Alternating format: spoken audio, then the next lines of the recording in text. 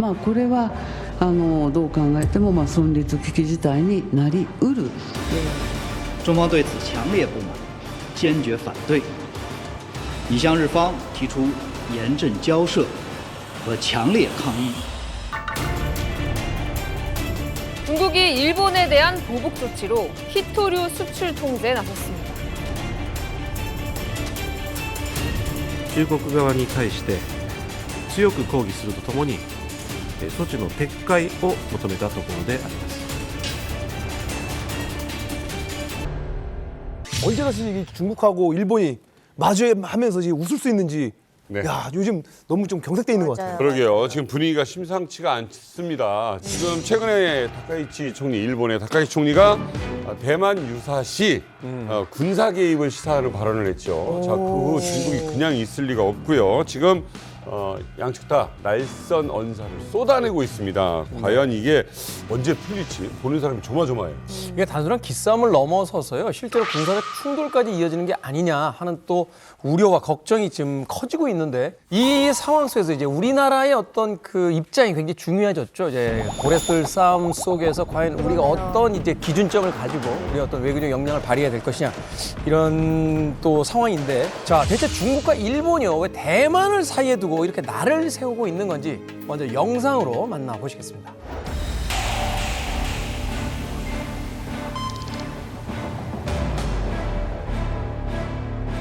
戦艦を使ってですね、そして武力の行使も伴うものであれば、これはどう考えても存立危機事態になりうる、ケースであると。 중간에 좀 약간 유한 이미지였는데 네, 진짜 세게 말하는. 스럽게 中方对此强烈不满，坚决反对，已向日方提出严正交涉和强烈抗议。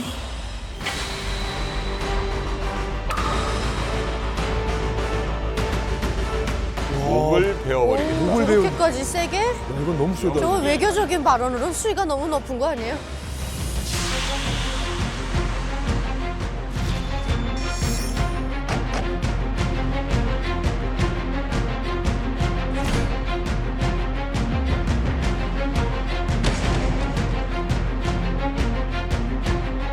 자, 중국에서 공연하던 가수는 중간에 그냥 쫓겨납니다. 아니 エコノミー自体が、存立危機事態に該当するか、政府がすべての情報を総合的に判断するということになりました。政府の立場は一貫しております。 중국이 일본에 대한 보복 조치로 히토류 수출 통제에 나섰습니다.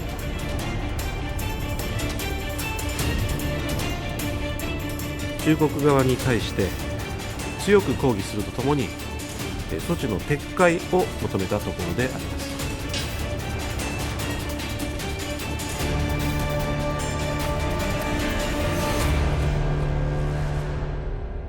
진짜 이 사태가 이제 걷잡을 수 없이 이제 커지고 있는 것 같은데요. 아니 어쩌다가 이렇게 두 나라가 이렇게 갈등이 깊어진 거예요? 단연컨대 지금 중일 관계는 2차 세계대전 직전에 일어났던 중일 전쟁 직후의 반감보다 최악입니다. 그런 것 같아요. 그 이후로 이렇게 중일 관계가 안 좋았던 적이 있었나 싶을 정도의 최악의 상황은 분명합니다.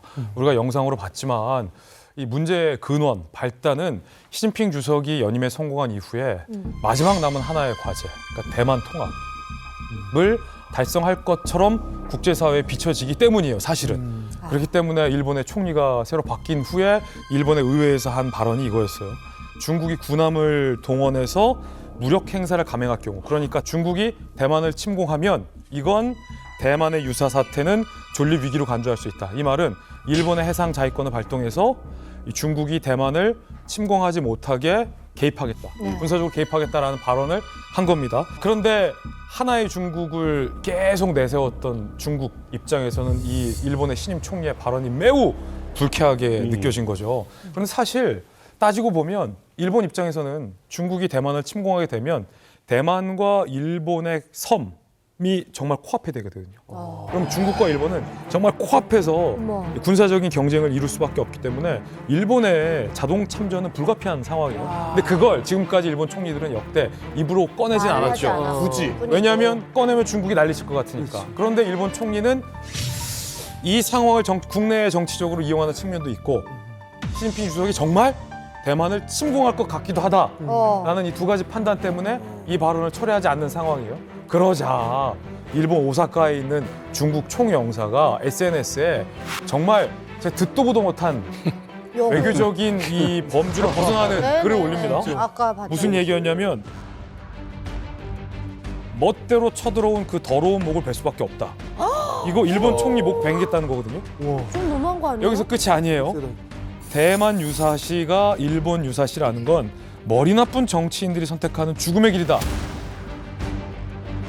어쨌든 둘 다 죽여버리겠다라는 표현을 상대국에 가 있는 외교 사절이 공개적으로 밝힌 겁니다. 이건 사실은 외교적인 어떤 예의나 절차에서 그래요. 상당히 벗어나 있는 거거든요. 너무 세요. 그만큼 이 중국 본토가 일본 총리의 저 발언에 정치적으로 문제를 삼고 있다는 것을 그냥 노골적이고 직접적으로 표현하는 거라 중일 관계는 급속도로 얼어붙고 있습니다. 중국 외교관들이 태도가 이전보다는 많이 달라졌습니다. 그러니까 제가 2010년에 시리아 주재 북한 대사관 외교관으로 근무할 때인데 그때는 중국 외교관들이 스스럼 없이 우리한테 다가와서 말도 걸고 인사도 나누고 말을 진짜 잘했거든요. 근데 2016년에 쿠웨이트에 나와 보니까 중국 외교관들의 콧대가 굉장히 높아진 겁니다. 그러니까 이 사람들이 행사장에 가게 되면 저희가 아무래도 김 부자 배지를 달고 공식 행사에 참가하지 않습니까? 그러게 되면 북한 사람이라는 걸 다 알거든요. 근데 이 사람들이 옛날에는 쑥 다가왔었는데 이제는 못 본 척하고 쓴 옷 입어도 지나간단 말이죠. 그런 거 봐서는 이 사람들이 아무래도 국력이 좀 뭐 커지다 보니까 이 사람들이 국제 무대에서 자기들의 발언권도 높아지고 또 말도 좀 세게 하는 것 같아요. 근데 이제 일본인 경우에 다른 나라 같으면 아마 강경 대응했을 겁니다. 그런데 중국이다 보니까 아무래도 기분 나빠도 이걸 꼭 참는 그런 기미가 보이거든요. 이게 이제 중국이 시진핑 이후에 외교 도선을 확 바꾸거든요. 이른바 전랑 외교라 그래서 상당히 제국주의적이고 오만한 태세를 취합니다. 그리고 이런 발언을 하게 되면 우리 같은 경우에는 이제 본국에서 욕먹지 않습니까? 너 왜 그러느냐? 안 그렇습니다. 그때 우리나라에 대해서도 아주 버르장머리 없는 발언했던 이 사람 가가지고 승진했거든요. 그러니까 얘들도 또 경쟁적으로 또 그러는 겁니다. 우리가 이렇게 무리하게 나가도 본국에 들어가면은 또 다시 승진할 수 있는 경쟁이에요. 자기 자신을 알릴 수 있는 기회가 되는 거죠. 이게 사실 그러면 일본 쪽을 향한 수사일 수도 있겠습니다만 그렇죠. 본토에다가 본토. 내가 얼마나 지금 강경하게 지금 대응하고 있는지에 대한 어떤 일종의 쇼잉? 그러니까 중국 정부와 그다음 중국 인민들을 향해서 보여주는 거죠. 사실 이제 일본이 등장하기 전까지 이제 미국과 중국의 어떤 마찰의 그 지점이기도 했는데 지금 일본이 참전함으로써 이게 완전히 다른 양상으로 지금 흘러가고 있습니다. 정말 심각한 게 이 상황 속 바로 우리의 최근접국 두 나라가 사실은 이제 군사적 그 대결의 수위까지 지금 갈등이 올라와 있기 때문에 이 지점이 저희에게 가장 좀 중요한 부분이 아닌가 하는 또 생각이 들어요. 그렇죠. 자, 그래서 우리가 또 전문가를 모시지 않습니까? 저희 이만갑에서는 또 최고의 전문가를 모십니다. 중국의 뭐 최고 명문이죠. 베이징 대학에서 국제관계학을 전공하셨고요. 그리고 중국의 속내까지 꿰뚫어보는 전문가 중에 전문가를 모셨습니다. 전다림 교수님 모셨습니다. 반갑습니다. 중일 갈등, 저희들이 생각하기에는 아마 지난 수십 년 동안 가장 강력한 어떤 지금 갈등의 상황이 지금 벌어지고 있는 게 아닌가 하는 생각이 드는데 특히나 시작은 일본이었습니다만 이 중국의 대응이 굉장히 거칩니다. 왜 이렇게까지 예민하다고 할 수 있을 만큼의 어떤 반응을 내고 있는 걸까요? 네, 앞서 진 교수님께서도 말씀하셨다시피 그 전랑 외교라는 게 있습니다. 시진핑 정부가 들어서면서 생겨난 단어 중에 하나입니다. 이게 보통 외교부에서는 내부적으로 이제 알력 같은 게 있기 마련이거든요. 뭐 잘 아시겠지만, 근데 이제 중국 외교부 같은 경우에는 이제 언어와 관계돼 가지고서 이 알력이 나눠지는 경우가 있습니다. 그러니까 대언어권이라고 얘기하는 영어를 사용하는 외교관들 그리고 그렇지 못한 소언어권에 종사하는 그 외교관들 간에 이 갈등이 있는데 2012년 시진핑 등장 이후에 속칭 그 외교부의 실세를 장악한 게 바로 소언어권, 특히 일본을 중심으로 해서 외교 활동을 전개했던 왕위가 외교부장이 되면서 아주 강력한 그런 힘을 발휘하게 됩니다. 그래서 소수 언어를 사용하는 그 외교관들한테 왕위가 첫 번째 부임 인사를 할 때 강력하게 대응해라. 우리는 이제 나약한 중국이 아니다. 할 말은 해야 되고 우리가 여기서 굴복하면 안 된다. 그리고 그러한 행태의 외교적인 패턴이 나중에 전략 외교라는 그 단어로 이제 묘사가 되고 설명이 되게 됐습니다. 굉장히 공세적이고 그리고 거칠죠. 그러니까 기존의 외교 행태에서 보던 그런 패턴은 아닙니다. 중국 정말로 지난 11월 14일이었죠. SNS에 일본 치안이 불안정하니까 그리고 또 중국인의 놀이는 지금 범죄가 다발하고 있다. 그러니까 중국인들 일본 유학 자제하고 여행 자제하라. 뭐 솔직히 말해가지고 이제 그 다카이 총리의 발언에 대한 보복 조치이죠. 뭐 지금까지 이제 일본행의 항공편 절반 이상이 다 취소가 됐고 그다음에 취소 수수료를 다 면제를 해주고 있다고 합니다. 실질적인 지금 행동에 들어간 건 보여요.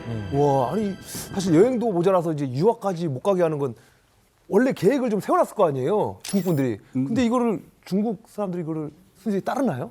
그 이제 중국 안에서 이게 반일 정서를 계속 부추기고 있는데요. 사실 이거는 역사가 좀 깁니다. 그리고 올 들어서도 작년 들어서도 굉장히 그러한 모습들이 강하게 나타나고 있는데 특히 작년 여름 같은 경우에는 남경 사진관이라는 영화가 있어요. 그러니까 남경에 대학살되는 거를 사진관에서 찍은 그거를 마치 다큐멘터리로 만든 영화가 있거든요. 그게 굉장히 흥행을 했습니다. 그 영화가 재밌어서 아니면은 어떤 교훈적인 의미가 있어서 봤을까요? 저는 그렇게 생각하지 않아요. 관제로 아마 그걸 동원을 했을 거다라고 보거든요. 관제? 네, 그러니까 정부가 동원한 거죠. 중학생, 고등학생 다 끌고 와서 보는 겁니다. 뿐만 아니라 조금 전에 말씀하신 것처럼 유학하는 거 위험하다고. 사실 일본이 치안이 상당히 안전한 나라라는 건 누구나 다 아는 사실이거든요. 그렇지만 이제 지금 중국과 일본 간의 외교적인 갈등으로 인해 가지고서 그걸 규제하고 있는 모습입니다. 그래서 3월 20일, 28일까지 모든 항공권 취소에 대해서는 무료로 보상해주겠다. 전혀 페널티 없다라고 얘기를 하는데 이것도 정부의 입김이 들어가지 않고 어떻게 가능하겠습니까? 이게 다 민간 기업이 하는 이 영리를 목적으로 하는 것인데요. 중국과 일본이 좀 사이가 안 좋았던 시절이 있었는데 그때 대도시에서요. 일본 승용차를 타고 가는 중국인들을 길에서 세워서 자동차를 대로에서 다 부셔버리기까지 했어요.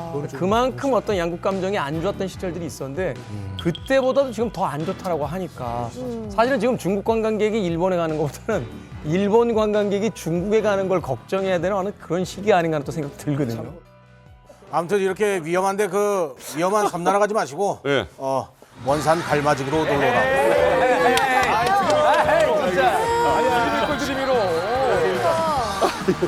저희도 뭐 홍보는 해야 되지 않겠습니까? 그 일본의 수산물 업계에도 직격탄을 맞았습니다. 중국에서는 지난 2023년이죠. 이른바 그 오염수 또는 처리수라고 얘기를 하는 것을 방류했을 때 일본에서 그 일본 해산물 수입 금지 조치를 취했거든요. 맞아요. 그게 한 2년간 유지가 되다가 올해 이제 풀렸다가 다시 이 문제로 다시 일본 해산물이 중국에서 수입 금지가 되어버렸습니다. 풀자마자잖아요. 그렇죠. 그래서 일본의 관련 기업 172개사가 직격으로 타격을 받고 있다고 합니다. 문화 콘텐츠 분야에서도 중국 정부의 보이콧이 진행 중인데 앞서 영상에서 나왔는데 우리나라에서 원피스 주제가는 우리 코요태 김종민 씨가 아주 멋있게 불렀다면 김종민 씨가 부른 이 원피스 주제가가 굉장히 인기가 많아요. 미국에서도 인기가 많고. 그런데 원피스 원곡을 불렀던 일본 여가수가 있었거든요. 그래서 중국에서 공연을 하다가 갑자기 전원이 꺼져요. 아까 그거. 삥.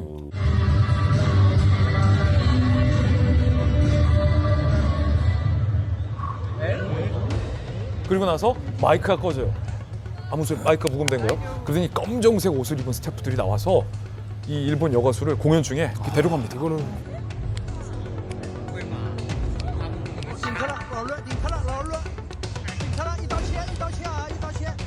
그러니까 아예 콘서트를 노래를 부르는 중간에 공연을 막은 장면이 전 세계에 그것도 정치적인 거 가지고 왜 거죠. 그게 뿐만이 아니라 일본의 유명 가수 하마사키 아유미의 공연이 하루 전에 돌연 취소가 되는 일도 있었고요. 그리고 일본 애니메이션의 거장 미야자키 하야오 감독의 전시회부터 그리고 짱구는 못 말려 영화까지도 무기한 연기가 되고 있습니다. 짱구도 중국 못 들어가는구나. 그렇죠. 칼을 갈다 못해 뺀 것 같은 느낌도 들고요. 날이 서 있습니다.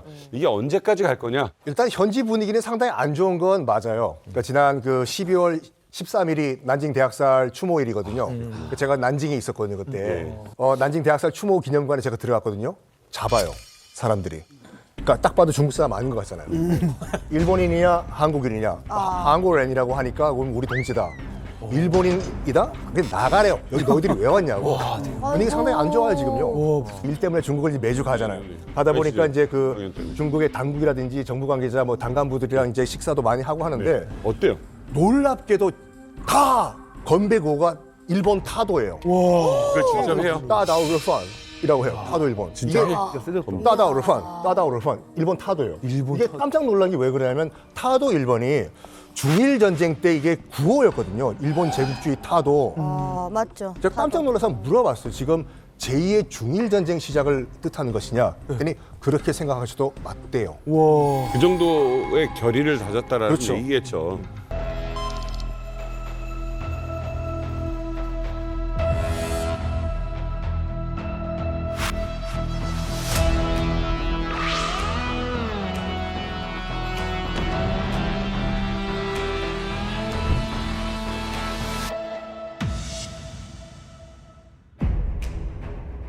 자, 지금 보세요. 주머니에 손 넣고 일본의 허리 숙이고. 가나이 마사키 외무성 국장이 뭔가 죄송하고 고개를 숙이고 뭔가 훈계하는 장면으로 보이잖아요. 그랬으면 약간 이런 느낌인데. 네. 네. 그리고 옷을 한번 보시면 류 국장이 입고 있는 옷은 시진핑 주석이 입었던 옷과 인민복이에요. 비슷합니다. 네. 자, 중국의 부흥과 또 이 부활을 상징하는 중산복이에요. 시진핑 주석도 멸병식 같이 공식적인 행사에서 입고 있는 옷입니다. 똑같네.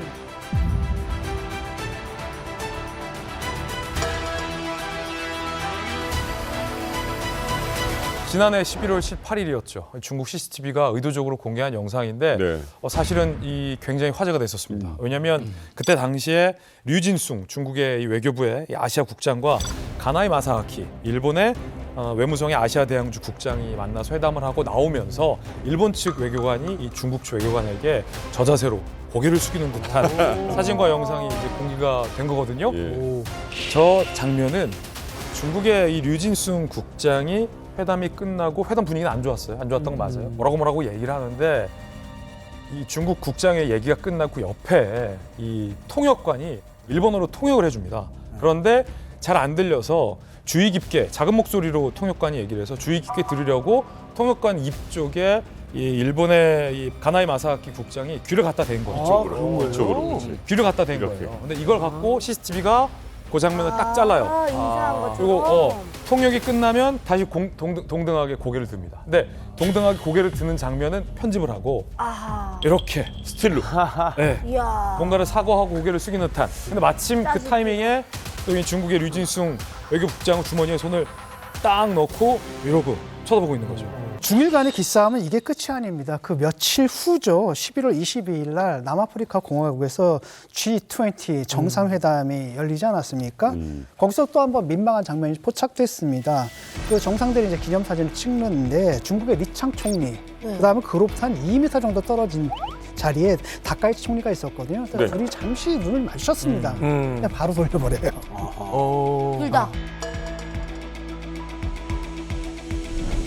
그래서 그 이후로도 이제 그 두 나라 간의 정상급 회담은 이제 취소가 됐고요. 결렬이 돼버렸고, 다카이치 총리는 이제 여기에 대해서 뭐라고 그랬냐면 중국과의 대화가 열려 있다. 하지만 그러면서도 주장해야 할 것은 주장해야겠다라고 하면서 발언을 취소할 의향이 없다는 걸 아직도 분명히 다시 한번 밝혔습니다. 만약에 이게 공개적인 행사였으면은 양측 간의 합의에 의해서 발표를 하는 게 정상입니다. 근데 이제 아무래도 지금 분위기상으로서 중국이 아무래도 선제 공격을 한 거죠. 쉽게 우리가 얘기하는 식으로 하면은 디스를 한 겁니다. 그래서 이거 굉장히 좀 의도적이고 어떤 면에서 보면 악의적인 행동이다라고 볼 수 있는 것이죠. 시진핑의 입장에서는 다카이치 총리가 아마 그 강경 보수적인 인물로 평가가 될 겁니다. 그리고 또 다카이치 총리가 전 아베 총리보다 더 강하다는 그런 그 평가도 있거든요. 그래서 이 전에는 그 다카이치 총리를 가리켜서 여자 아베라고 그렇게 부르기도 했습니다. 그런데 이제 가만 보니까 사연임을 앞둔 시진핑의 입장에서는 아주 강한 족수를 만난 거라고 우리가 볼 수 있지 않습니까? 예. 게다가 또 2027년 전에는 대만 문제를 어떻게 하나 해결해야 된다는 그런 압박감이 있기 때문에 시진핑으로서는 이런 일본 쪽에서 보다 강경한 지도자가 나타났다 하게 되면 네. 굉장히 머리 아픈 일이라고 생각합니다. 왜 지금입니다. 네. 자, 일본의 다카이치 총리 취임한 지 얼마 안 됐고요. 분명히 뭐 경주왔을 때도 그렇고 막 친근하고 우리 대통령이랑도 뭐 어디랑도 빵긋빵긋 웃으면서 잘했어요. 그런데 왜 갑자기 이 타이밍에 대만 이야기를 꺼내고 중국과 이렇게 척을 지느냐? 먼저 이제 일본의 정치, 국내 정치 구조를 좀 아셔야 돼요. 일본은 지도자를 우리처럼 직접 뽑는 게 아니라 의원 내각제이기 때문에 의원들이 뽑습니다. 그 집권당의 총재가 이제 그 총리가 되죠. 그러다 보니까 이 의회 내의 의석 그러니까 구성 비율 있죠. 이걸 굉장히 민감하게 생각을 해요. 그러니까 이른바 과반이 무너지면 총리가 나가야 돼요. 그 이시바 시게루 총리 같은 경우에도 과반이 무너져가지고 물러났지 않습니까? 지금 이시바 시게루 전 총리가 이제 물러나고 이제 다카이치 총리가 올라간 그 시점이 이 자민당의 지지율이 땅을 치고 있었대요. 게다가 또 과반 의석 붕괴됐죠. 특히 이제 쌀값이 폭등을 했는데 맞아요. 이게 가장 큰 문제예요. 자민당의 보통 몰표는 농촌에서 나와요. 농촌. 근데 자민당 입장에서 봤을 때는 몰표가 농촌에서 오는데 쌀값을 내릴 수가 없어요, 그걸. 삼중 딜레마예요. 그래서 다카이치 신임 총리 같은 경우에도 자민당의 지지율을 올려야 되겠죠. 그러면 내부에서 해결할 수가 없다? 그러면 가장 쉬운 방법이 뭐냐면 외부의 적을 찾자예요. 그래서 지금까지는 쉬쉬쉬했던 불문율이었던 중국과 대만 문제를 건드렸습니다. 그러면 많은 분들이 저렇게 심각한 문제를 건드렸으면 다카이치 총리와 자민당의 지지율이 폭락할 건 아니냐 이잖아요. 웬걸 폭등을 하고 있어요. 애국심. 그러니까요. 지금 녹화일 기준으로 해가지고 이 자민당과 다카이치 총리의 지지율이 80%가 넘었어요. 야, 70 됐다는 얘기 듣고도 놀랐네. 80. 이야. 군사적 분야를 지금 터치를 하고 나왔더니 다들 응원하는 분위기가 좀 됐어요. 썬킨 교수님이 사실은 이게 이 일본의 어떤 정치 내적인 문제를 잘 설명해 주셨다면 사실은 트럼프 대통령이 들어서면서부터 중국 시진핑 주석과의 갈등이 최고조에 다다랐잖아요. 그 가운데서 봤을 때 일본이 미국이 하고 싶은 얘기를 선제적으로 다카이치 신임 총리가 대신해 주는 거죠. 아하. 거기서 나오는 외교적인 반사이익이에요. 해상 자위권의 확장이에요. 군대를 정상적으로 보유하고 싶다는 일본의 수건과 대만을 통합하겠다라는 이 중국 시진핑 주석의 수건이 지금 만난 거예요.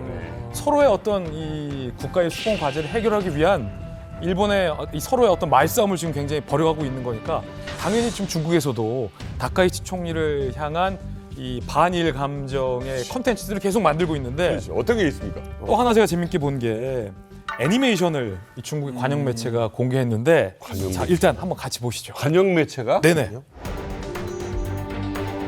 이 관영 매체에서 공개한 거라고요?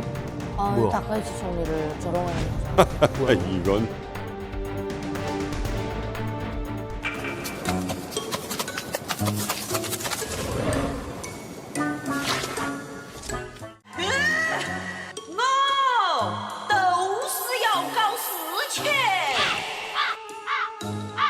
告诉娘娘，你啷个能够那个呀？消停点儿嘛！再能够无旋旋的叫，和对门的街坊邻居些都要被你闹麻了。你说我们个人嘛？你脑壳有包嗦。我上口是殷大爷造起的，哪个敢惹我，都是跟他过不去。 독수리 형님. 미국 있다는 거야, 독수리 형님이. 脑壳上有包，医都医不好。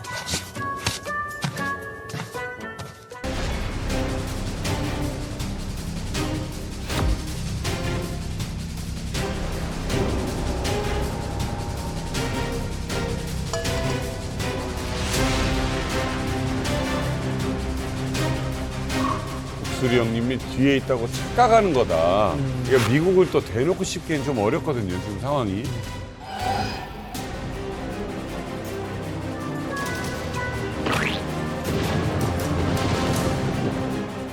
지금 보면 이 스토리는 심플합니다. 시끄러운 확 와닿아요. 포인트 시끄러운이요. 네. 시끄러운 이 펠리컨 한 마리가 등장하더니 대단. 막 소란 피우는 거예요. 빡빡빡 하면서 소란을 피워서 주변 이웃들을 막 괴롭히는 겁니다. 우물 안에다가. 그렇죠. 막 울리게만. 그래서 주변에서 아, 저 펠리컨 때문에 시끄러워서 골치 아프다.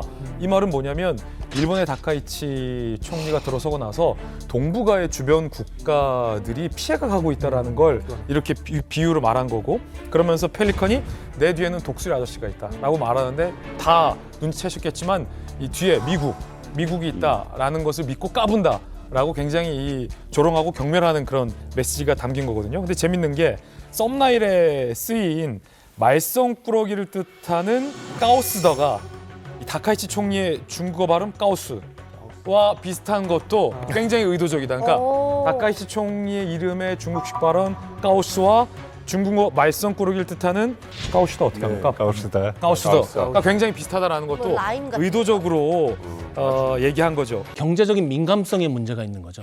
특히 이제 석유 문제에 대한 그 민감성이 우리가 생각하는 것 이상이거든요. 일본은 그 에너지를 해외에 다 의존을 하고 있잖아요. 90% 이상을 해외에서 수입을 하고 있고 그 중에서 대부분이 말라카 해협이라든지 아니면 대만 해협을 통해서 들어오고 있단 말이죠. 근데 이 대만 해협이 만약에 중국에 의해서 통제가 된다고 하면 추산하기로는 2억 불 정도의 추가 비용이 들어간다고 얘기를 해요. 그런데 이게 전체 규모를 놓고 봤을 때는 0.4에서 1% 정도밖에 되진 않습니다. 2천억 원. 예. 불필요한 돈이 들어가는 거기는 하지만 그런데 이게 경제 문제에서 끝나지 않는다는 거죠. 그렇게 해서 생기는 경제적인 손실을 일본이 예측할 수 없고 대안이 없다는 인식을 준다는 거죠. 네. 그럼 이게 국민 전체의 안보 불안으로 이어질 수 있기 때문에 이 뜨거운 감자, 대만을 굳이 문 것은 일본 정부가 이것을 미리 선조치한다는 그런 관념도 있는 것이죠. 그러니까 일본이 세계와 이어지는 이제 서쪽 라인이 중국 영향권에 들어간다. 대만을 이제 중국이 갖게 되면 그럼 이제 거기서 어떤 변수가 발생할지 모른다라고 좀 판단을 한다는 거네요. 그 사실 일본의 다카이치가 지금과 같이 아주 자신만만하게 대만 해협의 존립 문제와 연관시킨 거는요. 일종의 빌드업이라고 저는 생각합니다. 우리가 과거에 빌드업하면 축구에서만 있는 줄 알았는데 사실 다카이치가 그런 생각을 하게 된 데는 정점에 올라간 것이 바로 트럼프와 같이 이번에 만난 거였었는데 그냥 만나지 않고요. 미국의 항공모함에 올랐습니다.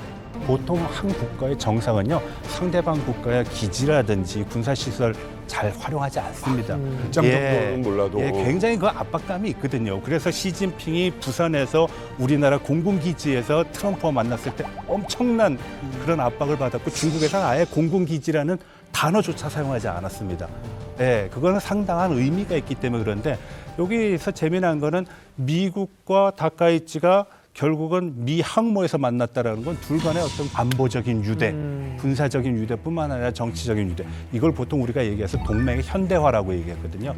과거에는 어떤 군사적인 측면만 했는데 이제 안보적인 측면뿐만 아니라 외교 그리고 경제, 사회 각 분야에 있어서의 어떤 동맹 관계를 확대시킨다라는 그런 문제가 있습니다.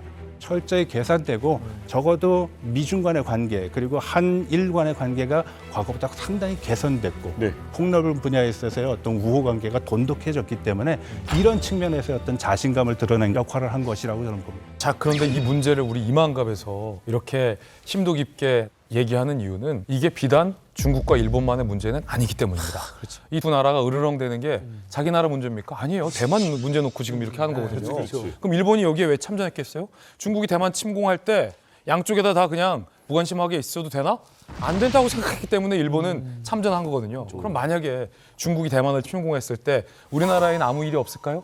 중국과 일본이 군사적인 충돌을 우리 남해 앞바다에서 벌였을 때 우리나라는 가만히 있을 수 있을까요? 아니라는 얘기예요. 이미 이 문제는 국가들 간의 진영 간의 대결 양상으로 확대가 됐다는 거죠. 싸움판이 커졌다는 얘기입니다. 이미 북한이 일본을 비난했어요. 그래서 우리가 원튼 원하지 않든 지금 이 진영 간의 대결 양상이 됐어요. 그래서 북한, 중국, 러시아가 한편, 그다음에 미국, 일본, 한국이 한편의 서기를 기대하는 미국과 일본 양쪽에서의 어떤 무한의 압박이 벌써 우리 외교가에 나와 있는 과제라는 거예요. 당장 당사국인 대만은 중국이 일본의 수산물을 금지하잖아요. 그러니까 대만이 일본 수산물 수입 제재를 전면 해제하면서 대만의 라이칭도 총통이 스시 먹방을 찍었어요. 뉴스에서. 오늘 점심 식사는 스시와 미숫국이다라고 하면서 근데 완전 사실은 일본식. 대만의 라이칭도 총통을 비난할 수는 없어요. 중국이 칼끝을 목 앞에 냈는데 자기 편 맞아요, 들어주겠다는 맞아요. 스시 먹는 건 이 라이칭도 총통 입장에서 맞아요. 자연스러운 일이죠. 외교부의 자하로바 대변인이 다카이치 총리의 발언을 비판했습니다. 그것은 극도로 위험한 발언이라고요. 그러면서 일본 군국주의가 일으킨 침략 전쟁은 아시아와 세계에 극도의 재난을 초래했고 네. 일본 또한 막대한 대가를 치렀다라고 이제 비판을 했습니다. 그러면서 일본 정치인들의 역사적 성찰 없이 쓸데없는 발언을 일삼는다고 비판을 했고요. 또 일본과 러시아의 사이에도 또 영토 문제가 있거든요. 이른바 이제 쿠릴 열도라고 하죠. 2차 대전 이후에 소련이 점령을 했는데 이거 원래 돌려줘야 되거든요. 그래서 지금 러시아에서 지금 돌려주지 않고 있는 겁니다. 일본 건데. 그렇죠. 그리고 또 일본하고 또 중국 사이는 또 센카쿠 열도 문제가 있는 거고. 그러다 보니까 러시아에서는 뭐 여러 가지 면에서 지금 북중로 결착 유리한 국면 아니겠습니까? 그런 측면도 있겠고 또 다른 한편은 자기들 또 일본과 뭘 갖고 있어요. 영토 문제가 있다 보니까 지금 중국을 좀 편들고 나온 겁니다. 그럼 중국은 또 다시 자기들 편들겠죠. 아니 또 참하네요.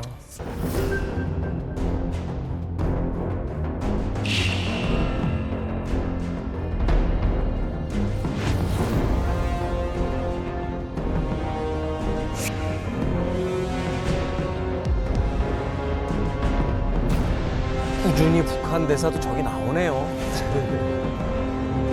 The international community still vividly remembers the extraordinary and heinous crimes against humanity committed by Japan in the past century during the occupation of Asian countries, including my country, which are unprecedented in the history.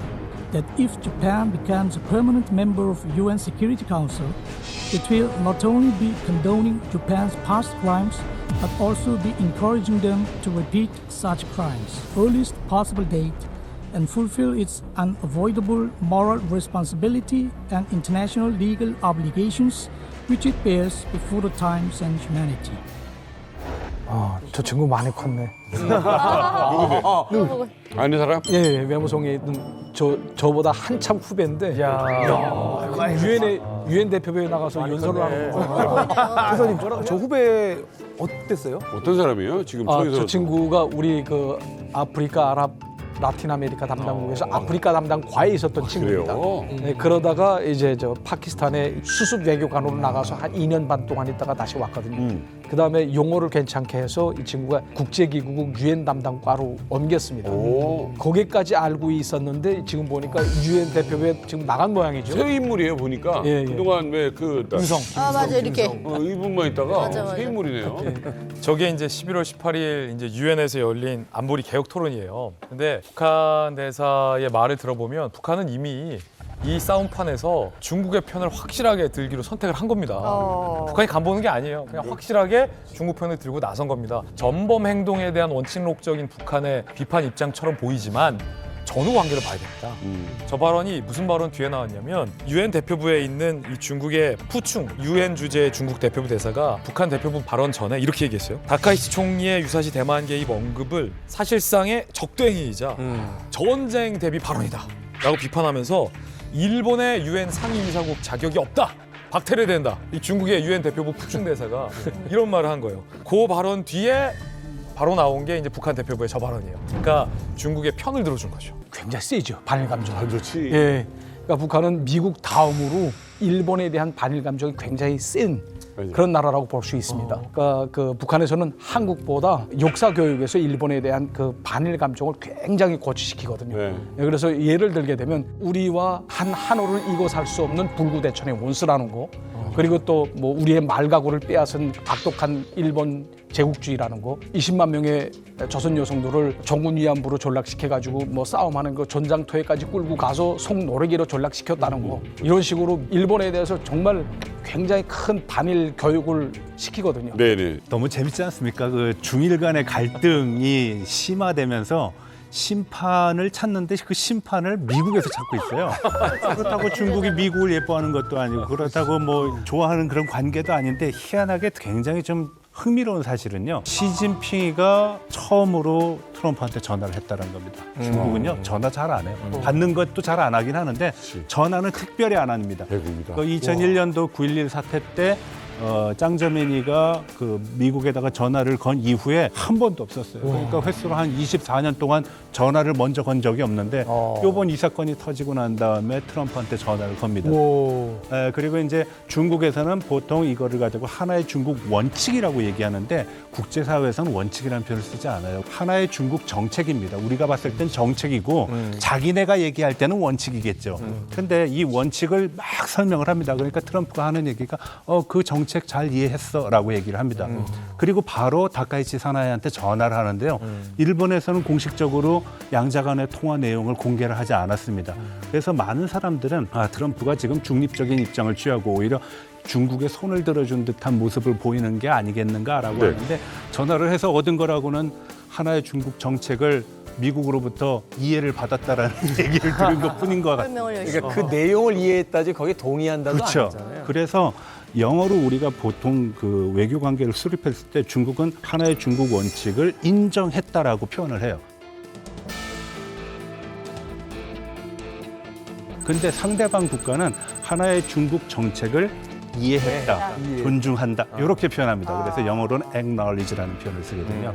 여기는 굉장히 큰 차이가 있다는 걸 우리가 알아야 됩니다. 자, 그런데요, 이게 시진핑 입장에서는 대만 문제로 내가 뭐 전화를 했다, 난 이렇게 어필했다, 좀 얻은 게 있다 할 수도 있고 아니면 일본을 좀 압박한다라는 의미가 될 수 있습니다. 그런데 그러면 트럼프가 다카이치와 이제 통화한 건 뭐냐? 시 주석과 트럼프 대통령이 통화하고 바로 다음 날 재밌는 건 트럼프 대통령과 다카이치 총리가 통화를 했어요. 이거 누가 해야 돼요? 하루 상간으로 이제 전화 통화를 한 거라 굉장히 흥미로운데 그 사실 자체로도 중국이 의문의 일패를 당한 겁니다.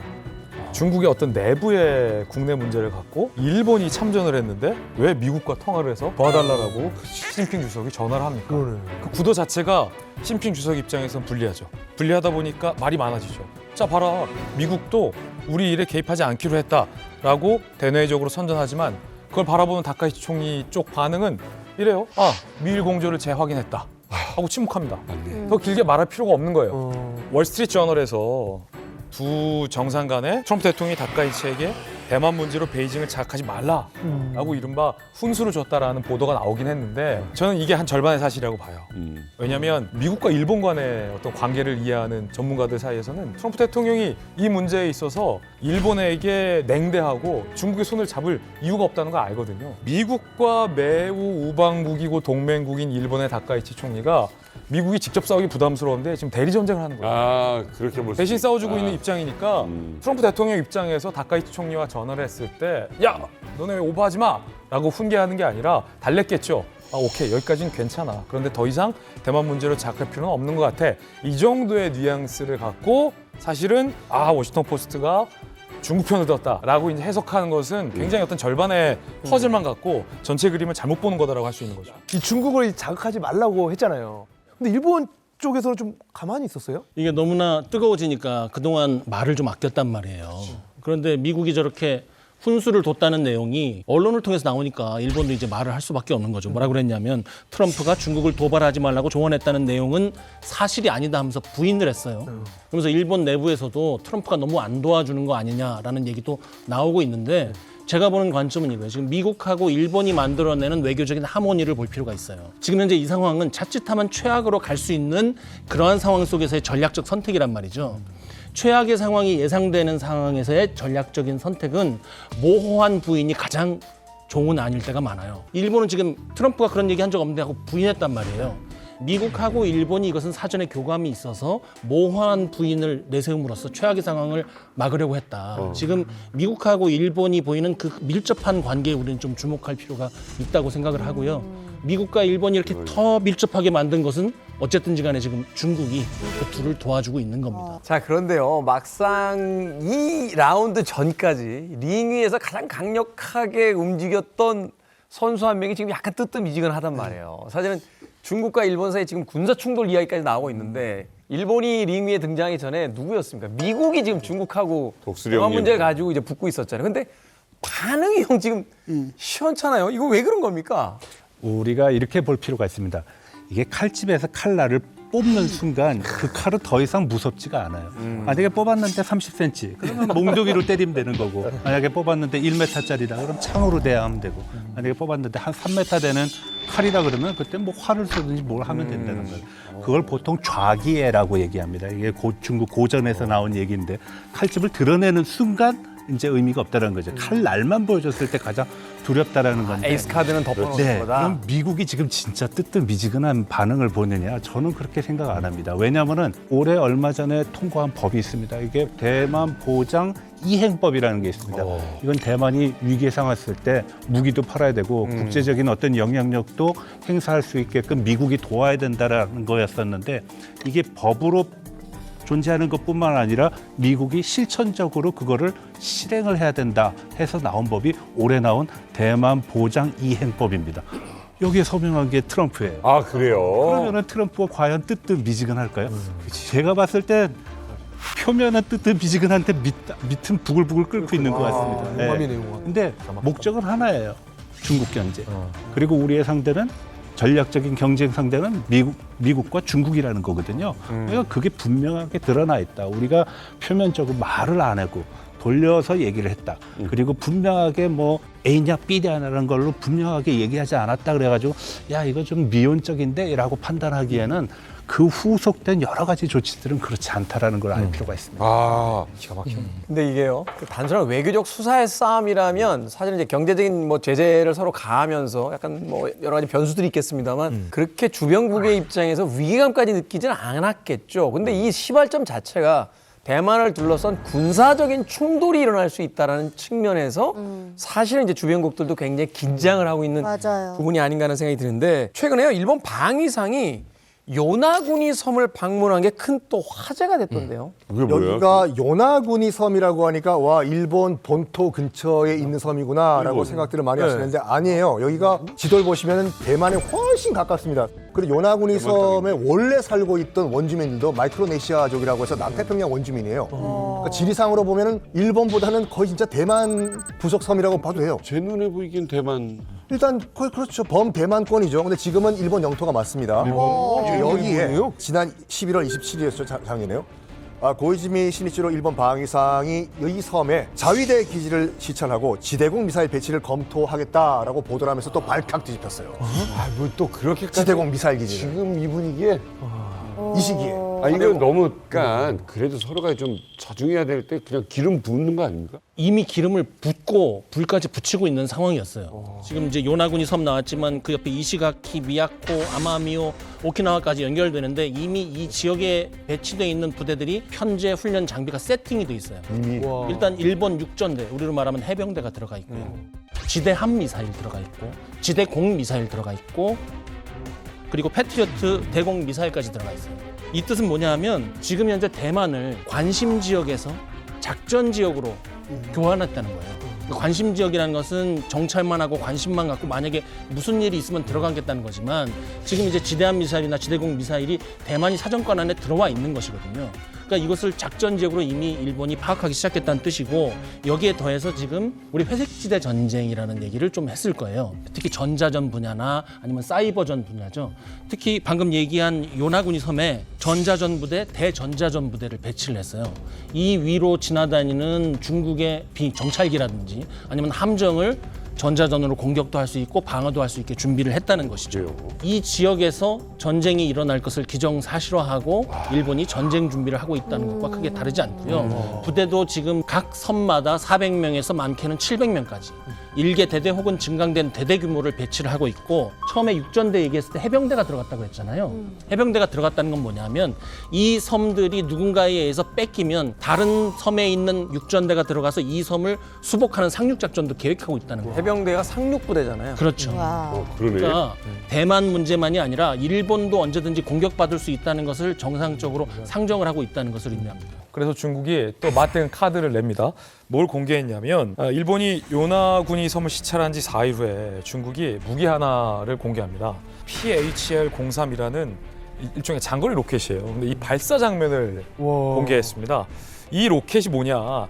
대만의 주변 해역에서 움직이는 표적을 뽕뽕뽕뽕뽕 공격할 수 있는 이 로켓 무기인데 100km 이상 떨어진 표적을 타겟할 수 있다. 근데 딱 대만과 일본의 이 요나구니 섬이 몇 킬로미터라고요? 110km죠. 그러니까 그래? 여차하면 우리 그 섬 때릴 수 있어. 라고 중국이 딱 그 무기를 집어서 공개한 거죠. 맞죠? 네, 이거 한 번 쏘면 어지간한 캠퍼스 하나가 날아가는 위력이에요. 배치된 게 2004년에 실전 배치한 거예요. 그러니까 최신형의 무기는 아니지만 예, 위력 보이기도 좋고 일대 지역을 완전히 초토화시키기도 좋아요.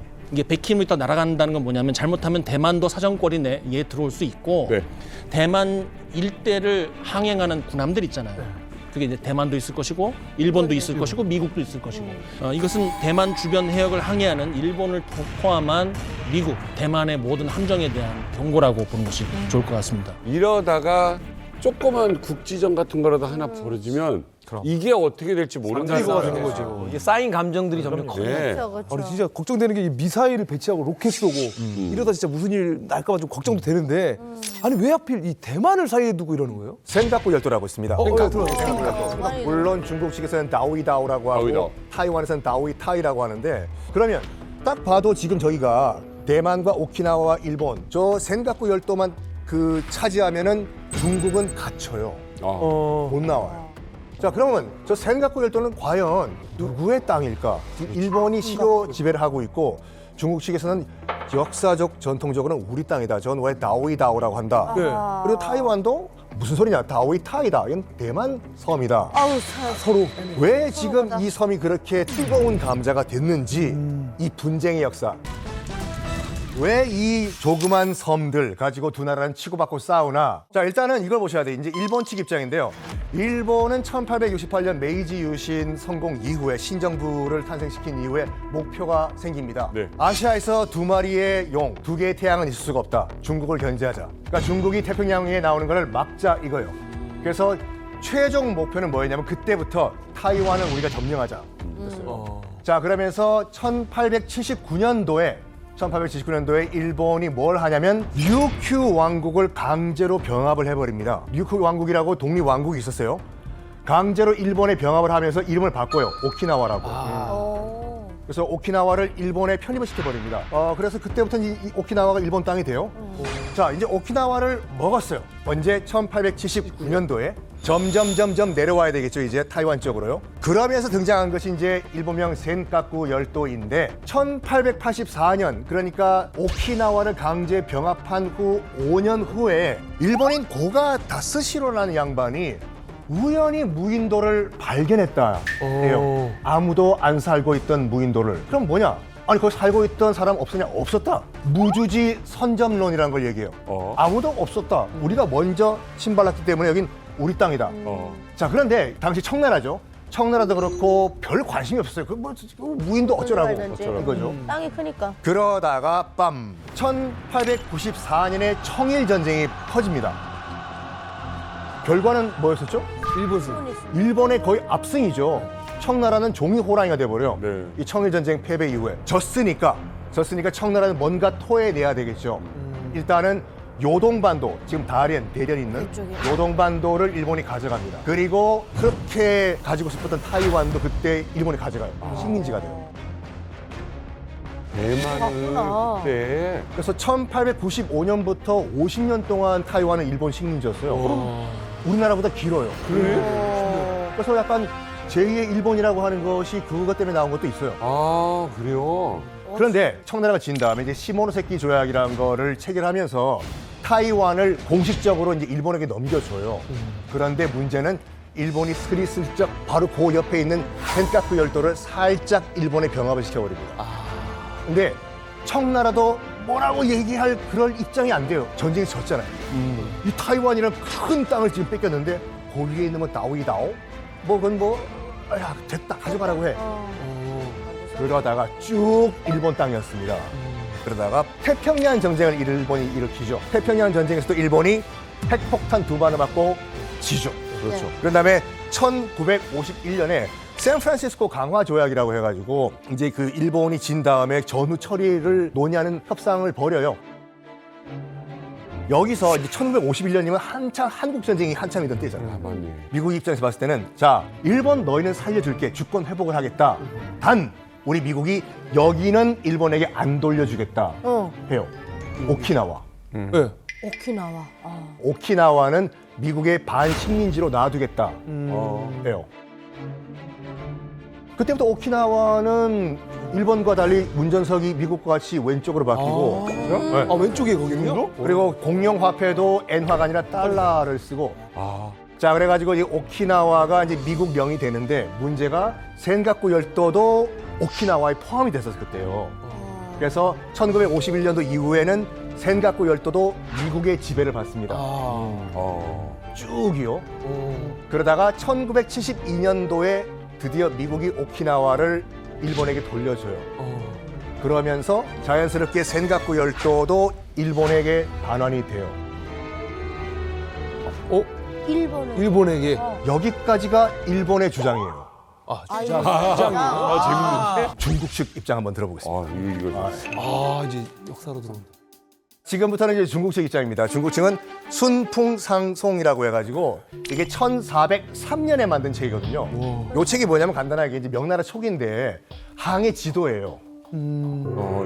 배 타고 갈 때 이렇게 가라, 이렇게 가라, 이렇게 가라. 네네네. 여기에 이미 나오이다오라고 그러니까 일본이 주장하는 센가쿠 열도가 그림이 그려져 있거든요.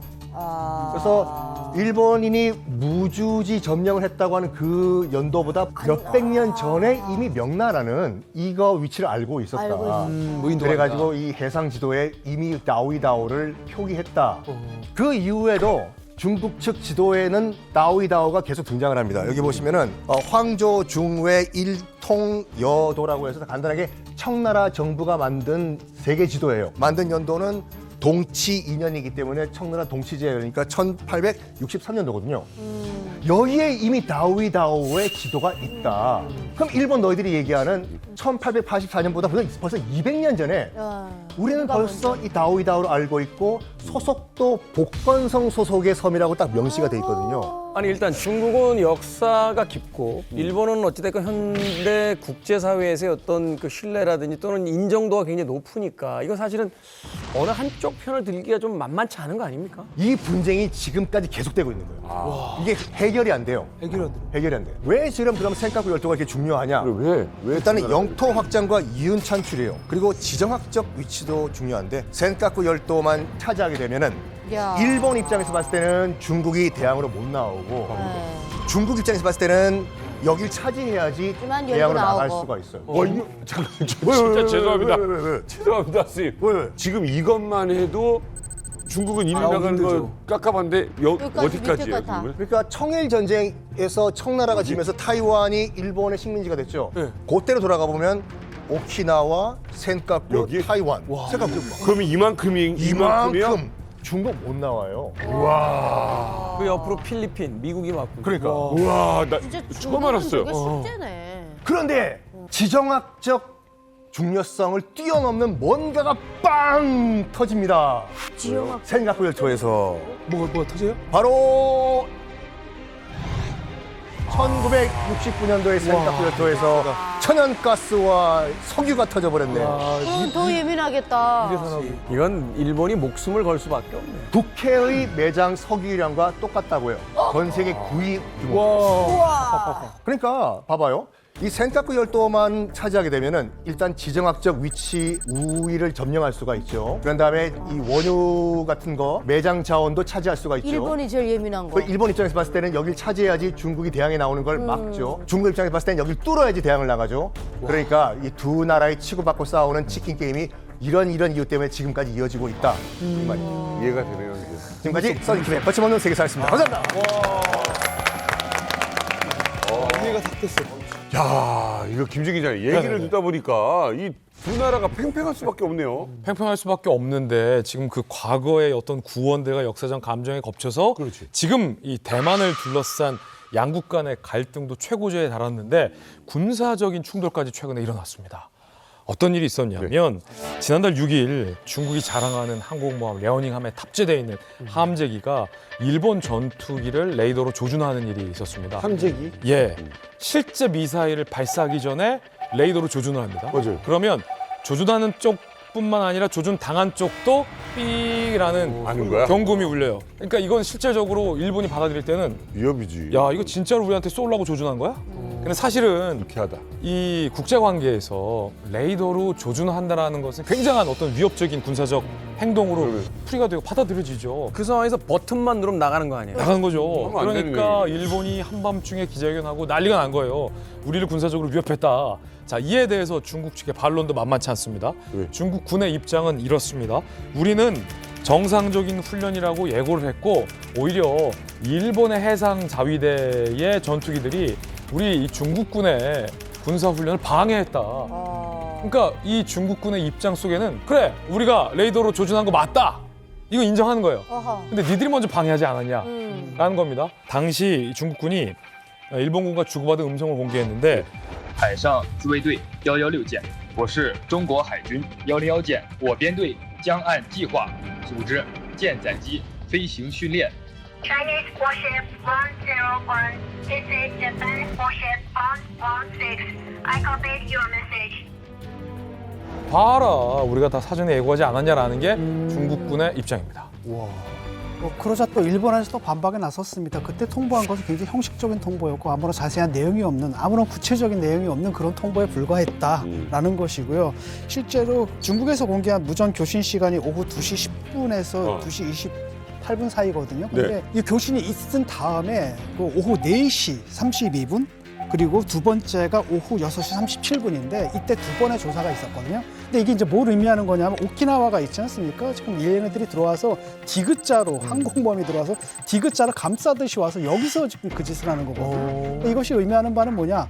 일본의 뒤통수를 우리는 언제든지 때릴 수가 있다라는 거고 거기가 또 뭐냐면은 괌에서 지원 병력이 오잖아요. 거기 딱 길목입니다. 그러니까 중국에선 작정을 한 거예요. 벌써 유사시에 우리가 대만을 침공할 경우에 일본이 달려들고 또 괌에서 지원군이 온다. 그러니까 그걸 상정해서 이미 그런 굉장히 공격적인 그걸 하는데 일본에서 견제를 하려고 하니까 거기다서 굉장히 공격적으로 반응을 한 거죠. 그러니까 상당히 위험한 상태입니다. 그러니까 막 일본은 또 너무 가까이 붙었다고 또 중국은 뭐라고 하더라고요. 전투기가 너무 가까이 왔다. 네, 뭐 그렇게 이제 서로 그러는데 이제 일본의 입장에서는 일단은 저쪽에서 이웃 군대가 와가지고 자기 뒤통수에서 항공모함에서 함재기와 헬리콥터 등이 이착륙한 횟수가 무려 140회거든요. 이러는데 그럼 거기 가만히 있습니까? 그러니까 거기서 당연히 떠가지고 혹시 영공 침해하지 않을까 경계를 할 수밖에 없는 겁니다. 일본의 입장에서는. 사실 우리가 상식적으로 생각을 해볼 때는 여기서 누가 어떻게 과잉 대응을 했을까를 생각을 해보면 기존에 없던 행동을 한 쪽이 일단은 과잉 대응을 했다라고 볼 수밖에 없는 거잖아요. 어떻습니까? 양국 입장이 너무 다른데 남 박사님. 기존에 없던 행동 그 자체에 이미 답이 있어요. 우리가 이것도 회색지대 군사 행동에 들어갑니다. 방금 얘기 나온 레이더 조사라든지 아니면 전자전 공격도 오늘날에는 공격에 준하는 행동으로 보고 이게 물리적인 공격, 치명적인 공격은 아니기 때문에 회색지대 군사 전략, 회색지대 군사 행동이라고 하는데 중국하고 일본은 지금 서로 주장하는 게 그거잖아요. 통보를 했는데 대충 했다. 옆에 바싹 와가지고 근접 기동을 했다. 레이더를 조준했다 말았다 조준했다 말았다 했다. 이게 전부 다 그 회색지대 군사 행동에 들어가는데요. 화기 관제 레이더 조사하는 것, 근접 기동하는 것, 저고도로 비행하는 것, 무전으로 도발하는 것. 야 지금 쏴라. 이거 들리게 뻔히 들리게. 그다음에 식별 신호 부응답. 나오시오. 어딥니까? 한데 가만히 있는 것. 이게 전부 다 회색지대 군사 전략에 들어가고요. 무장 노출도 여기에 들어가요. 북한 보면은 지하에서 포가 나왔다 들어갔다 나왔다 들어갔다 했어요. 네. 이것도 도발이죠. 도발입니다. 그러네요. 레이더 조사를 실제 당해본 실험군과 안 당해본 대조군을 비교를 해봤어요. 그랬더니 레이더 조사를 당해본 쪽이 실제 PTSD 이게 3.8배가 더 높았다. 엄청 이거 목숨이 걸려 있는 거잖아요. 그렇죠. 그렇기 때문에 이것은 군사 도발 행동이 아니라 명확히 이것은 전쟁을 하고자 하는 협박이나 마찬가지라고 봐도 돼요. 심각하게 다루면 길 가고 있는데 뒤에서 철컥하고 장전 소리가 들리는 그래 거 아니에요? 맞아요. 일본 측에서는 이거 명확하게 이건 화기 관제용이다. 그러니까 정말로 쏘려고 했던 거다. 쏠 준비를 하려고 했던 거다라는 거고 이걸 뭘 보면 알 수 있냐면은 중국에서 일본을 겨냥한 영상을 공개했거든요. 한번 보시죠. 영상을 의도적이었다는 거죠.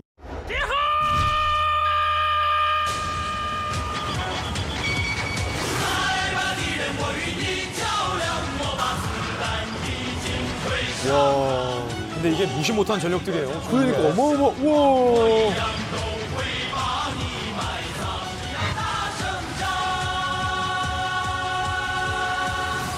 정 교수님, 근데 이게 네.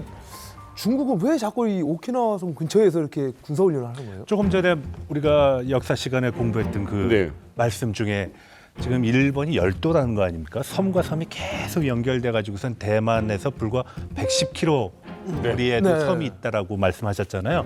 그와 마찬가지로 지금 중국을 둘러싸고 있는 거예요. 중국은 그걸 돌파를 해야지 인도나 태평양으로 나갈 수 있다라는 거죠. 그래서 그 오키나와 그리고 대만 그리고 필리핀 하고 그 영유권 분쟁뿐만 아니라 이걸 돌파를 하려는 그런 시도가 굉장합니다.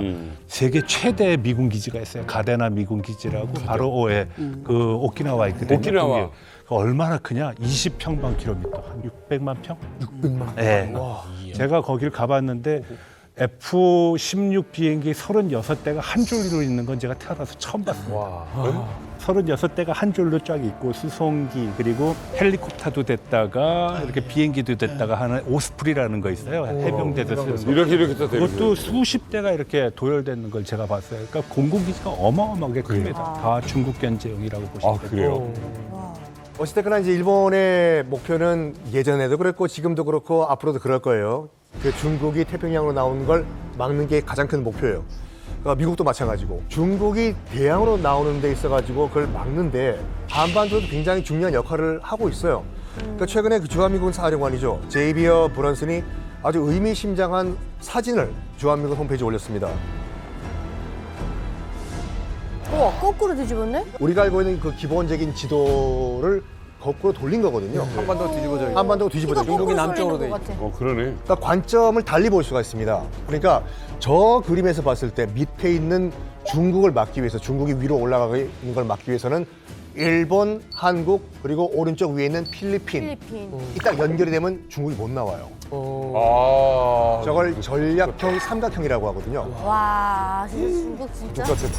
그래가지고 하겠다. 그러니까 정말로 중국의 대양 진출을 막는 것이 목표라고 하면은 한반도도 굉장히 전략적인 위치를 차지하고 그렇죠. 있다라는 걸 볼 수가 있는 저 거죠. 지도 공개됐을 때 굉장히 논쟁이 많았던 것 중에 하나가 뭐냐면 저기서 가장 꼭지점으로 중국 쪽에 근접해 있는 곳이 남한이에요, 지금. 그러니까 말하자면 일본하고 저 필리핀까지 이어지는 라인이 있다면 한국이 거의 등대처럼 지금 가장 척후에서 지금 위치하고 우리는 있다는 또 거거든요. 더군다나 중국 땅이랑 붙어 있고. 그렇죠.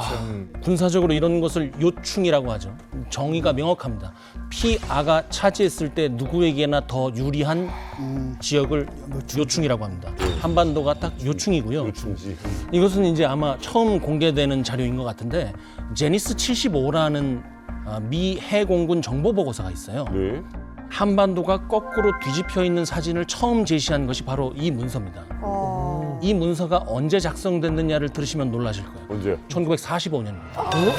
1945년에 핵폭탄 그 전에요. 네. 미국이 유사 사태가 발생했을 때 일본하고 한반도에 들어와서 일본군을 무장을 해제시켜야 되는데 회의론이 하나 있었어요. 한반도에까지 들어가야 되느냐, 일본으로 충분치 않느냐는 얘기가 있었어요.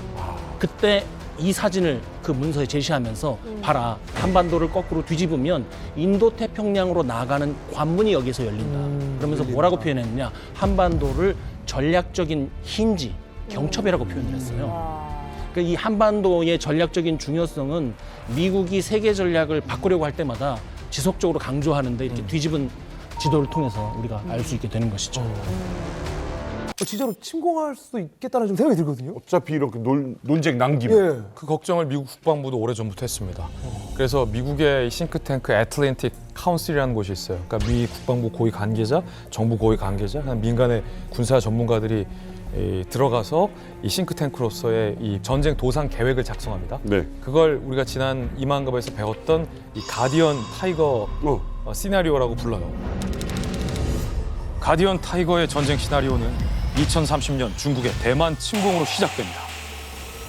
대만 앞바다로 함대를 출격시킨 중국군, 대만 해역을 향해 미사일을 발사하는데요.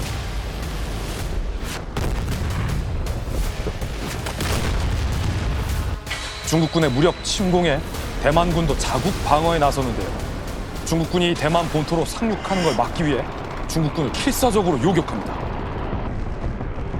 양측군의 팽팽한 전투로 인해 대만 본토 주변은 아수라장이 됩니다.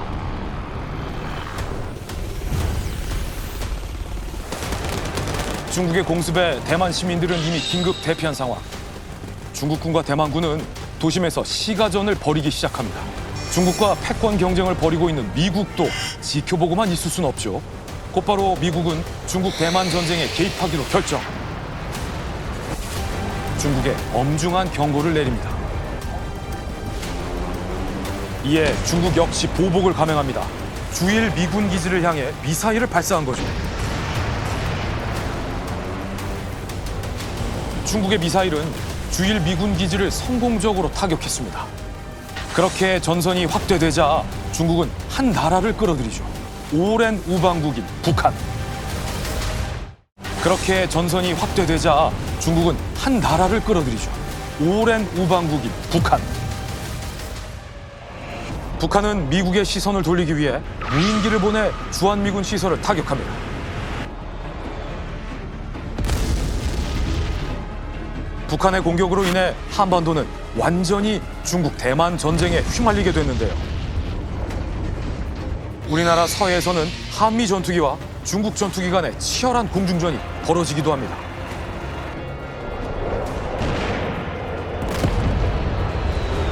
설상가상, 북한은 사상 최후의 결정을 내립니다. 바로 한국의 저위력 핵 공격을 감행한 겁니다. 게다가 미국의 섬 괌으로 중거리 탄도미사일을 발사하며 북한은 중국의 든든한 지원군을 자처합니다. 결국 북한에 보복하기 위해 한미연합군은 북한 정권 종식 작전에 돌입, 김정은과 북한 정권을 제거할 대규모 전투작전을 수행하게 하는 것으로 시나리오는 마무리됩니다. 지금 이 시나리오대로 가면 우리도 가는 거죠. 왜 우리 한미동맹, 주한미군과 함께 가는 것이고, 시나리오가 전제하고 있는 것은 주한미군 기지를 타격한다고 했으니까 우리 영토에 대한 공격이잖아요. 그러면 우리도 같이 가게 되는 것이겠죠. 이 시나리오대로라면. 그러나 이제 시나리오는 시나리오고 지금 현재 상황에서는 국가가 어느 다른 나라를 향해서 군대를 보낸다는 것은 작전 계획이 있어야 되는 것이거든요. 법적으로 그렇습니다. 지금 우리는 그 관련된 우발 계획이 없는 상태예요. 그래서 저는 이쯤에서 좀 그 얘기를 해보고 싶어요. 우리가 대만하고 중국의 얘기를 할 때 흔히 누구 편을 들 것이냐 이 얘기를 가지고 많이 고민을 합니다. 근데 좀 독특한 접근을 하는 나라가 있어요. 호주가 그렇습니다. 호주는 어디를 지지한다고 얘기를 하지 않고 어떠한 행동을 지지하지 않는다고 얘기를 해요. 다양한 얘기를 했지만 호주는 대만 독립을 지지하지 않는다. 호주는 중국의 무력 사용도 지지하지 않는다. 현상을 변경하려는 어느 쪽의 시도도 지지하지 않는다. 이것은 강대국이 할 수 있는 것이거든요. 근데 우리는 지금까지 그런 시도를 못했단 말이에요. 강대국이어서 그거를 해본 적이 없으니까. 근데 우리 요새 이제 대한민국 국력이라든지 군사력이 5위다, 6위다, 7위다 얘기하고 있으면 우리 이제 강대국의 입구에 들어선 것 같아요. 그래서 우리가 무엇을 지지하지 않을지도 한번 지혜롭게 고민해보는 것이 좋을 것 같습니다.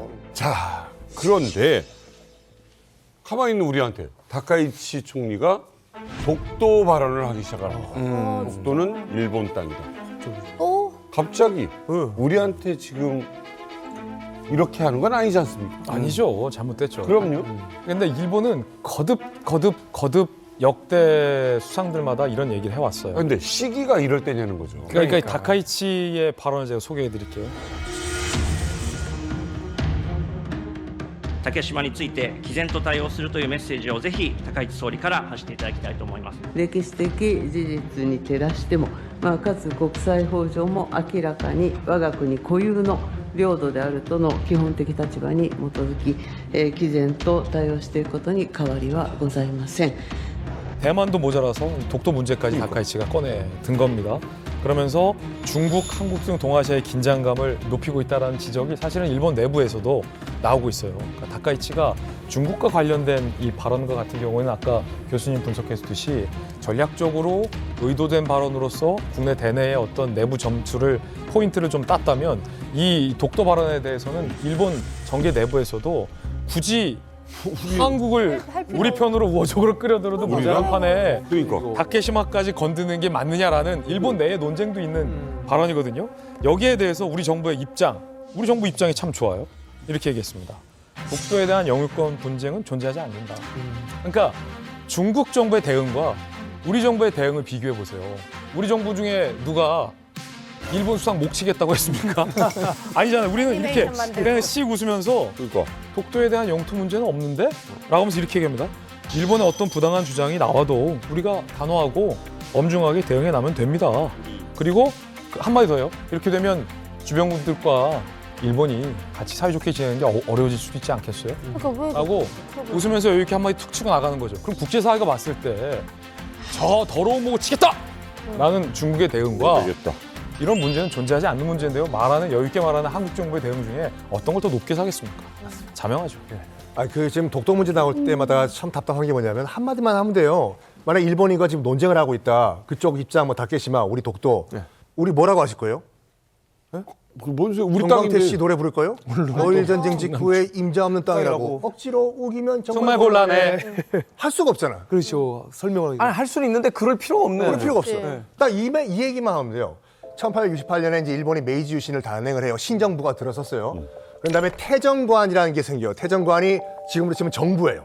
정부가 일본 열도의 지도를 다시 그려요. 신일본이기 때문에. 네. 그래서 지금 독도가 자기네 땅이라고 우기는 시마네 현에도 지도를 그리는 사람을 보내요. 네. 거기 시마네 현에 갔던 지도를 그리던 사람들이 뭐라고 태정관에게 문의를 하냐면 상해 있는 2개의 섬이 있는데 그 섬은 어디 소속이냐라고 태정관에 문의를 합니다. 그래서 태정관이 지령을 내려요. 이게 그 유명한 1877년의 태정관 지령인데 동해상에 있는 2섬, 울릉도, 독도죠. 2섬은 우리 일본과 아무 상관이 없는 섬이다. 명심해라 라는 말까지 해요. 그렇게 해놓고 왜 자꾸 자기 거라 그래? 그래가지고 이건 우리가 한 거 아니에요? 본인들이 만든 문서예요. 태정관 자기네들 지령이라고. 역사인데 왜 자꾸 그렇게 날죠? 그거를 지금 일본 정부가 꽁꽁 비밀 문서 보관소에서 넣고 공개를 안 합니다. 꺼내야지. 양심 없다. 그래서 나중에 이제 독도 논쟁이 날 때마다 이 얘기를 하면 돼요. 그 얘기 해야겠다. 너희들이 1877년에 너희들 손으로 쓴 태정관 지령 자기네들이 설명해 아니다 보십시오. 하면. 게임 끝이에요. 외워놔야겠어요. 1877년. 1877년 태정관 지령. 태정관 지령. 아니 어찌됐건 이 중일 갈등 초반에 이렇게까지 이제 국제적으로 사실은 문제가 확산되고 여러 나라의 이해관계에 걸릴 거라까지는 이제 생각을 못했습니다. 근데 역시나 이제 원점으로 다시 돌아온다면 가장 중요한 것은 이제 우리의 어떤 기준, 우리의 어떤 태도 이런 것들이 아니겠습니까? 교수님이 생각하시기에 가장 현명한 어떤 대처 방법이 있다면 어느 정도의 어떤 스탠스일까요? 네, 앞서 뭐 말씀하셨지만 그 과거에는 우리가 경제는 중국, 외교 안보는 미국 이런 얘기를 많이 했습니다. 근데 사실 외교 안보는 분리될 수 없는 거거든요. 경제하고도. 그래서 우리가 이 시점에서 국익 우선을 하겠다라고 강조한 정권의 어떤 외교적인 방향은 상당히 정확하게 판단을 한 것 같습니다. 다만 이 과정 속에서 우리가 알아야 될 것은 지금 중일 관계 속에서 우리가 어떤 한쪽에 경사되는 거를 걱정하기보다는 우리의 문제를 좀 해결할 필요가 있다. 이 시점을 통해 가지고서. 독도 문제 왜 이렇게 일본이 그냥 주기적으로 자꾸 들고 나오느냐. 이거 국제법상에요. 얘기 안 하고 가만히 있으면요. 그거 인정하는 걸로 인정하는 법이 있습니다. 그래서 끊임없이 분쟁화 시켜야 되기 때문에 주기적으로 다카이치가 아니라도 그 다음 나온 사람은 또 한 번 얘기하고 또 한 번 끊임없이 얘기를 하고 공소시효를 보내지 않도록 계속 지금 얘기하는 거예요. 지금은 이제 뭐 아주 치열한 어떤 생존 경쟁이 시작된 그런 관계가 지금 동북아에서 일어나고 있거든요. 그래서 우리가 이런 상황에서 좀 기민하게 그리고 심사숙고하게 대응 대처할 필요가 있다. 아까 전에 독도 문제에 대한 우리의 반응 같은 거 굉장히 세련됐고 대국적인 어떤 느낌도 나고 그런 것도 잘하고 있는 부분일 수 있죠. 또 그것이 중국 거와 대비되면은 한국 외교가 얼마만큼 지금 좀 대단한가라는 것도 좀 알 수 있고요. 그래서 지금 이 시점에서는 우리가 어느 쪽에 경사되는 거를 하면 안 된다. 우리의 국익을 최우선적으로 고려하는 국익 중심의 외교를 펼쳐야 된다라고 생각합니다.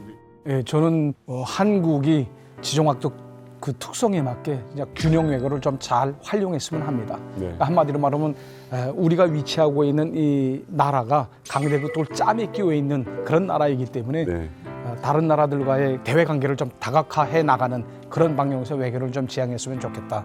그러니까 한미 동맹 강화 그리고 또 한중 협력도 강화하는 방향에서 산토끼, 집토끼 두 마리의 토끼를 다 잡는 게 우리의 임무가 아니겠는가.